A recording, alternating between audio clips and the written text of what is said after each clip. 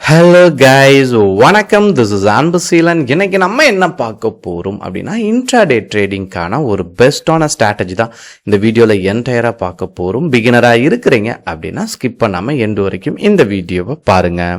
So இதில் full எக்ஸ்பிளனேஷனே வந்துட்டு உங்களுக்கு விவேப் பற்றி தான் சொல்ல போகிறேன், சரிங்களா? ஸோ இங்கே வந்துருங்க, ஸ்டடீஸ் வந்துருங்க, சரிங்களா?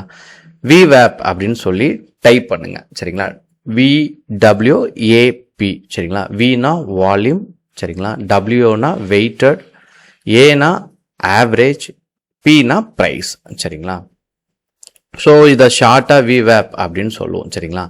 இது எல்லாமே எப்படி ஒர்க் ஆகுது அப்படின்னு கேட்டிங்க அப்படின்னா இதனுடைய ப்ரைஸ், சரிங்களா, இன்ட்டு வால்யூம், சரிங்களா, டிவைடட் பை வால்யூமால் டிரைவ் பண்ணி சொல்கிறது தான் உங்களுக்கு இதனுடைய ஆன்சர். இந்த இடத்துல உங்களுக்கு டிரைவ் பண்ணி சொல்கிறது தான் இங்கே ஆன்சர் உங்களுக்கு வந்துட்டு இருக்கும்.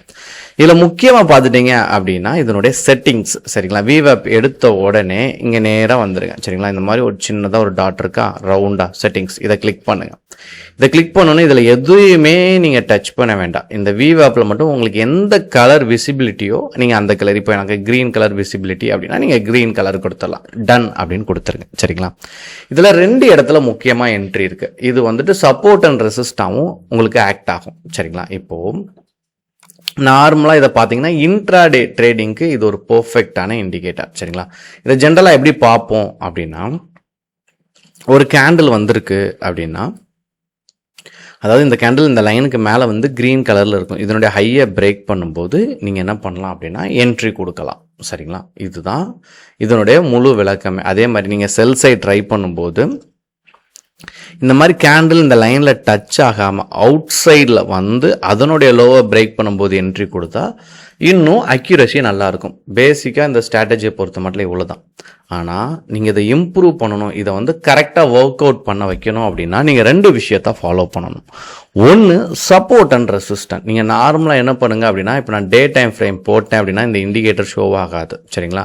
இது இன்ட்ராடே ஒன்லி. நீங்கள் அதாவது 1 டேக்கு கீழே இருக்க டைம் ஃப்ரேம் என்ன போட்டாலும் உங்களுக்கு அந்த இண்டிகேட்டர் ஷோ ஆகும். ஃபர்ஸ்ட், நீங்கள் ஆஸ் யூஷுவல் எப்போதும் மாதிரி நார்மலாக ஒரு ட்ரெண்ட் லைன் நீங்கள் வரைஞ்சிருங்க, சரிங்களா? ட்ரெண்ட் லைன் ரொம்ப முக்கியமானது.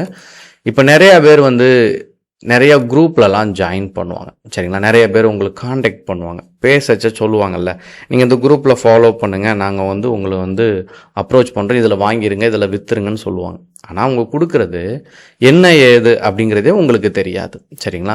உங்களால் அதை ஐடென்டிஃபை பண்ணவும் முடியாது. அவங்க என்ன பேஸில் கொடுக்குறாங்க, அதில் மேக்ஸிமம் எல்லோரும் ஃபெயிலியர் தான் ஆயிடுவாங்க, சரிங்களா? ஏன்னா மோஸ்ட்லி இந்த பெங்களூர்லேருந்து பாம்பேலேருந்துலாம் கால் வரும், இதெல்லாம் மோஸ்ட்லி ஃபெயிலியர் தான், சரிங்களா? ஏன்னா நான் நிறைய ஸ்டூடெண்ட்டை ரீச் பண்ணியிருக்கேன், ஸோ எனக்கே இந்த விஷயம் தெரியும், சரிங்களா? நிறையா பேர் எனக்கு கால் பண்ணி பேசுவாங்கல்ல, நான் இப்போ கேட்டிருக்கேன், சார் நான் இவ்வளோ அமௌண்ட் லாஸ் பண்ணேன், இதான் ரீசன் அப்படின்னு சொல்லுவாங்க. அப்போ இதில் என்ன விஷயம்னா, அவர் ஏன் கொடுக்குறாரு அப்படிங்கிற விஷயம் நமக்கு தெரியாது. அது மாதிரி தான் நீங்கள் ஒரு இண்டிகேட்டர் நீங்கள் பயன்படுத்துகிறீங்க அப்படின்னா அதனுடைய பேக் எண்டில் என்ன இருக்குது அப்படிங்கிறத பார்க்கணும், சரிங்களா? இப்போ நான் சொன்னேன்ல, உங்களுக்கு வந்து இந்த இண்டிகேட்டர் வந்து வெயிட்டை பேஸ் பண்ணி வால்யூமை பேஸ் பண்ணி தான் இது ஒர்க் ஆகும். ப்ரைஸ் வால்யூம் சொன்னால அதனுடைய வெயிட்டை பேஸ் பண்ணி தான் இது ஒர்க் ஆகும். ஆனால் நமக்கு என்ன தெரியணும் அப்படின்னா, மார்க்கெட் எந்த டிரெக்ஷனில் இருக்குது அப்படிங்கிறது நமக்கு தெரியணும். அப்போ இங்கே வச்சு நான் ஜஸ்ட்டு ட்ரா பண்ணாலே உங்களுக்கு என்ன தெரியுது அப்படின்னா, மார்க்கெட் வந்து சப்போர்ட்டை ரீச் ஆகிட்ட ரெசிஸ்டண்ட்டை நோக்கி ட்ராவல் ஆகுது. இங்கே நான் பார்க்கச்ச ஸோ மார்க்கெட் வந்து நீங்கள் பார்த்தீங்க அப்படின்னா அப் ட்ரெண்ட் ஸ்டார்ட் ஆகிடுச்சு, சரிங்களா? HCL டெக்னாலஜியை பொறுத்த மட்டும் நான் மந்த்லி டைம் ஃப்ரேம் போட்டேன் அப்படின்னா உங்களுக்கு கிளியராக இன்னும் வியூ கிடைக்கும். ப்ரீவியஸ் மந்த்தை பிரேக் பண்ணாலே மேக்ஸிமம் உங்களுக்கு தெரியும் ப்ராஃபிட் இருக்கும் அப்படின்ட்டு. ஸோ இந்த இடத்துலேருந்து பார்த்தீங்கன்னா மார்க்கெட் மூவ் ஆயிடுச்சு. இப்போ நான் டே டைம் ஃப்ரேம்னா நான் ஒரு ட்ரெண்டை கண்டுபிடிச்சிட்டேன்னா இப்போ மார்க்கெட் என்னவா இருக்குது, அப் ட்ரெண்டில் இருக்குது. நான் இப்போது இந்த விவேப்பை பயன்படுத்துகிறேன் அப்படின்னா நான் செல் சைடே போகக்கூடாது. அதை நீங்கள் மைண்டில் ஃபிக்ஸ் பண்ணிக்கணும். அப்போ நீங்கள் ட்ரெண்ட் லைன் வரைஞ்சாதான் அந்த புரிதல் வரும், சரிங்களா? இப்போ இதில் 1 hour டைம் ஃப்ரேம் அப்படிங்கிறது ரொம்பவே நல்லாயிருக்கும், சரிங்களா? இப்போது நான் சொன்ன மாதிரி இந்த லைனில் டச் ஆகாமல் பார்த்துக்குங்க, சரிங்களா? இப்போ மார்க்கெட் வந்துட்டு மூவ் ஆகிட்டு இருக்கா, இப்போ இந்த 1 hour இதில் டச் பண்ணவே இல்லையா, இதனுடைய ஹையை பிரேக் பண்ணும்போது நீங்கள் என்ன பண்ணலாம், ஒரு ஸ்கேல்பிங்க்கு ப்ரிஃபர் பண்ணலாம். ஆனால் நீங்கள் செல் சைடு போயிடக்கூடாது. ஏன் அப்படின்னா மார்க்கெட் வந்துட்டு உங்களுக்கு வந்து அப் ட்ரெண்டில் இருக்குது, சரிங்களா?